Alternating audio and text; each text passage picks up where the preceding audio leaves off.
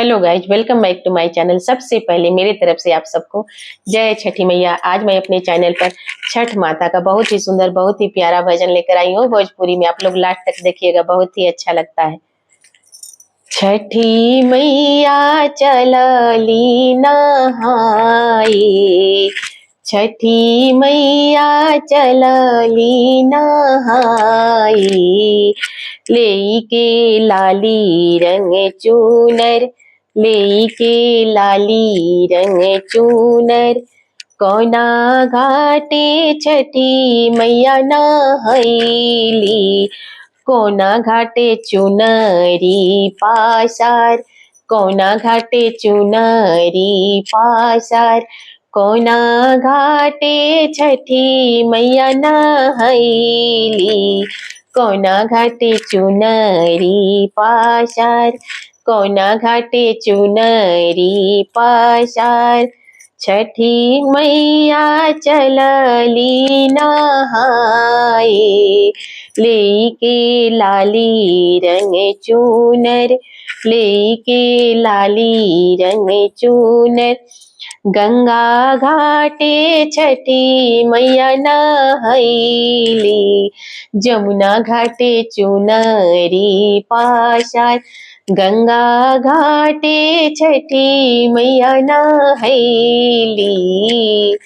जमुना घाटे चुनरी पासार, जमुना घाटे चुनरी पासार, सजी धजी के सिया संवरली, सजी धजी के सिया संवरली, लिहली सुलहो सिंगार, कोइली सुलहो सिंगार, कोइली सुलहो सिंगार, ओढ़ेली लाली रंग चुनरिया, ओढ़ेली लाली रंग चुनरिया, चलली आपने नैहर, चलली आपने नैहर,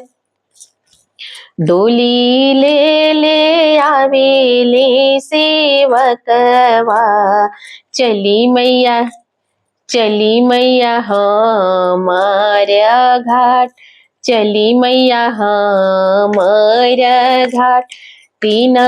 दिन के भूखल हमारे धनिया, हुई गईली जलवे में खाड़, बाड़ी जलवे में खाड़, सेवा का बचन सुनी मैया, ओइली अरघा के बेर, ओइली अरघा के बेर, जुगे जुगे जियो रे सेवकवा, तोहर कुल परिवार, तोहर कुल परिवार, जुगे जुगे जियो रे सेवकवा, तोहर कुल परिवार, सजी धजी के सिया संवरली,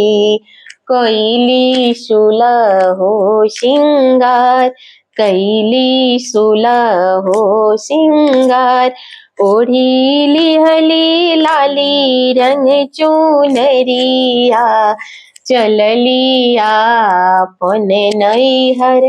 चलली आपने नैहर, डोली ले ले आवेले कावन